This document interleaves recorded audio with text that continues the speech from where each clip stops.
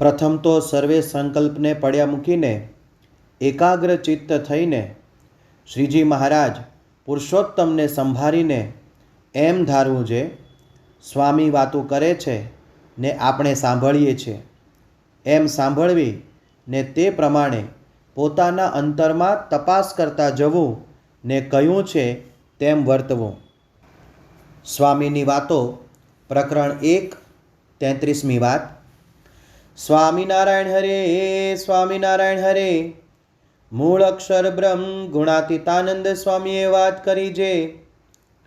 આ વાતોમાંથી તો બ્રહ્મરૂપ થવાશે ને બાળ, જોબન ને વૃદ્ધ એ 3 પ્રકારની સ્ત્રીઓ ને કચરો ને કંચન એ સર્વે સરખો થઈ જશે ને કાંઈ દીઠું નહીં ગમે એવું થશે. ત્યારે કહેશો જે વાતું સાંભળીએ છીએ ને કેમ થતું નથી? તે તો આજ આંબો વાવે ને કાલે કેરી કેમ થાય? પણ એ જ આંબો 10 વર્ષનો થાય ત્યારે એમાંથી કેરીઓ થાય છે એમ થવાનું છે. અક્ષરબ્રહ્મ ગુણાતીતાનંદ સ્વામીએ સ્વમુખે પોતાની વાતોની તાકાત બતાવી છે. આ વાતો ખમિયાળાના તીર જેવી છે. ખમિયાળાના તીરનું આગળનું ફળ એટલે કે અણી એવી બનાવી હોય કે વાગે તે પણ મરે અને તીર પાછું કાઢવા જાય તો આંતરડા સોતું બહાર આવે એટલે એ રીતે પણ મરે. એમ ગુણાતીતાનંદ સ્વામીની વાતોના શબ્દો એકવાર જીવમાં પેઠા એટલે જીવમાંથી જગત ટળી જાય ને આ શબ્દો સાંભળે એટલે ને બહારનું બીજું નાખવા જાય તો પણ ઉલટી થઈ જાય. આ વાતો ફિરંગીની તોપો જેવી છે. ફિરંગી એટલે પોર્ટુગીઝ. તેની તોપનો ધડાકો અને વિનાશક શક્તિ એવા પ્રબળ હતા કે જ્યાં ગોળો પડે ત્યાં બધું જ સપાચટ થઈ જાય.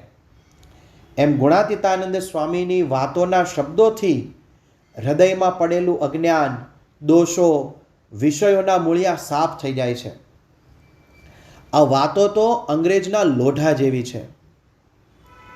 ઇંગ્લિશ નાઇફ એટલે કે અંગ્રેજી છરી.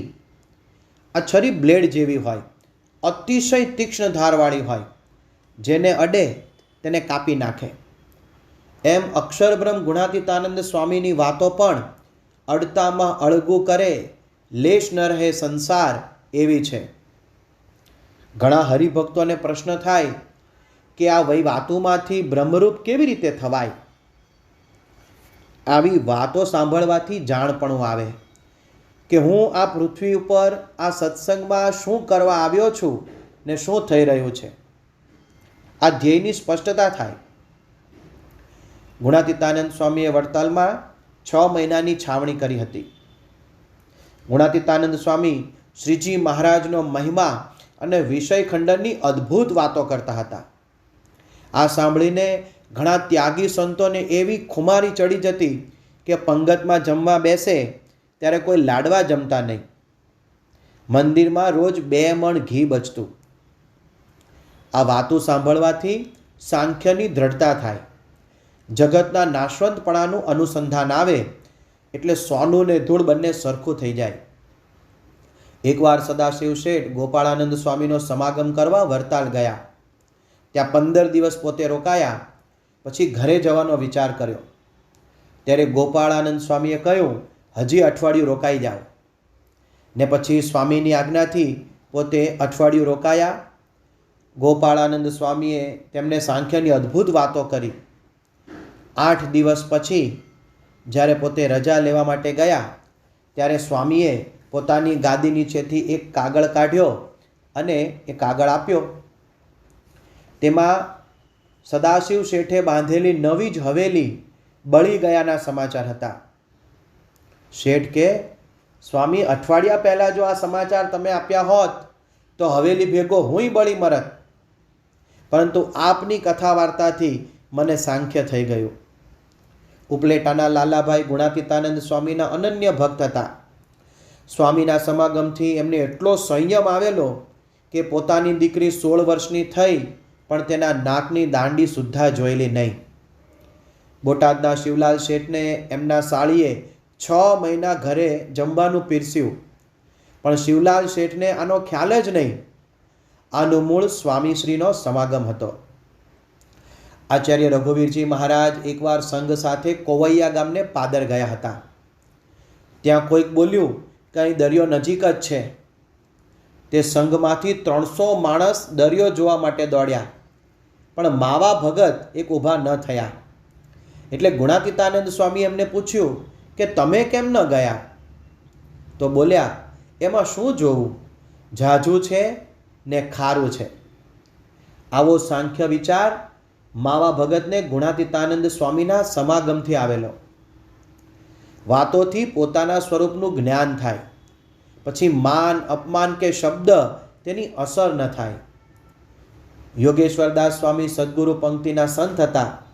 જૂનાગઢ મંદિરમાં રહેતા. તેઓને સાંજે ન જમવું એવો નિયમ હતો, પરંતુ એકવાર સંતોના પ્રેમ આગ્રહથી વશ થઈ અને રસોડામાં સાંજે જમવા બેઠા. પણ એ વખતે ભંડારીને એમના પ્રત્યે દ્વેષ. તેમણે જોયું કે આમને તો સાંજે ન જમવાનો નિયમ છે ને જમવા આવ્યા છે, એટલે તરત પત્તર ઝૂંટવી લીધું.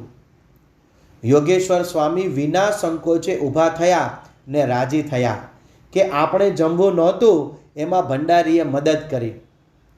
ગુણાતીતાનંદ સ્વામીની વાતોનો આવો પ્રતાપ હતો, પ્રૌઢ પ્રતાપ.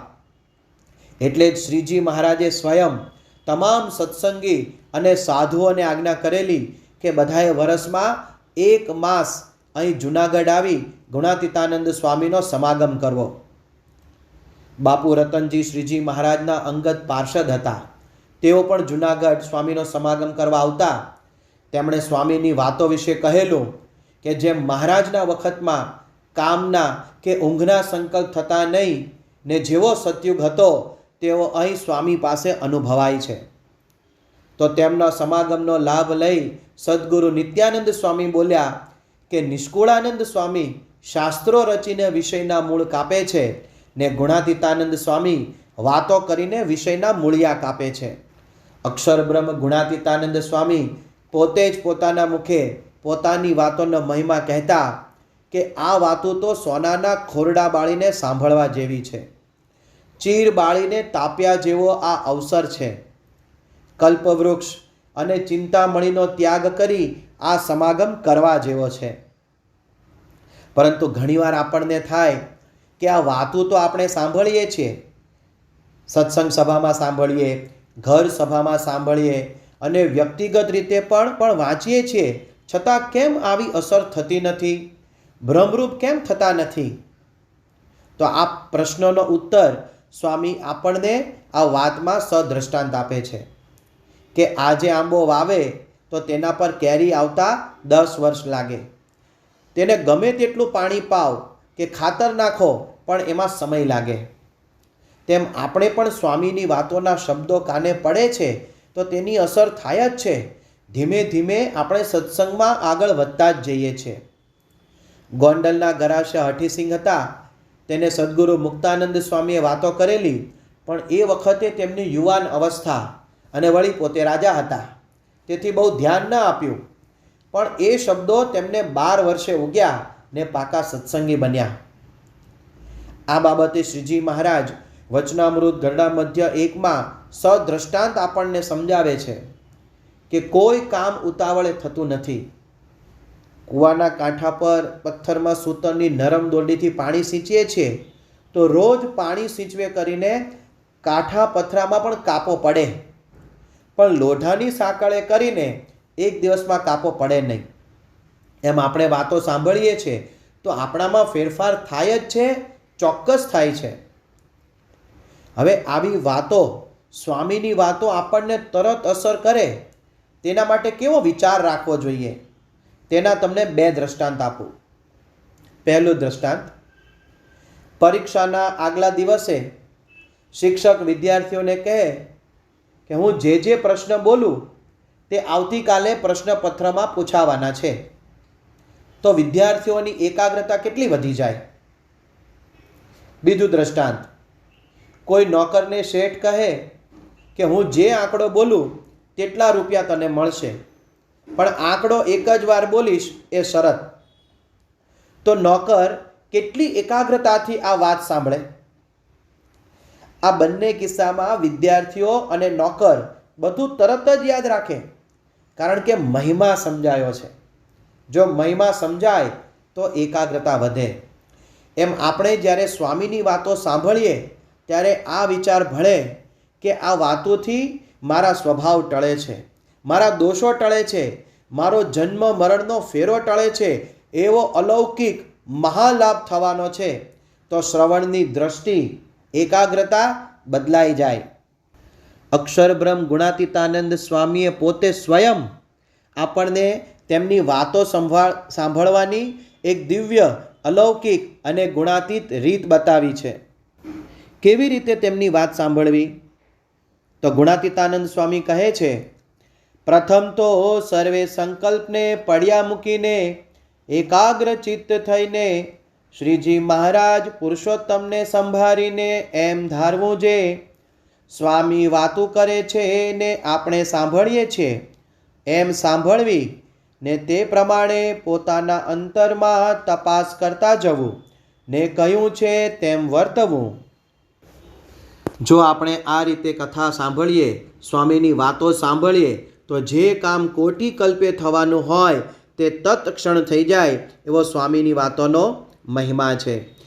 ગુણાતીતમ ગુરુમ પ્રાપ્ય બ્રહ્મરૂપમ નિજાત્મનઃ વિભાવ્ય દાસ ભાવેન સ્વામિનારાયણં ભજે શ્રીહરિમ સાક્ષરમ સર્વદેવેશ્વરમ ભક્તિધર્માત્મજં દિવ્યરૂપમ પરમ શાંતિદમ મુક્તિદમ કામદમ કારણમ સ્વામિનારાયણં નીલકંઠં ભજે શ્રીહરિમ.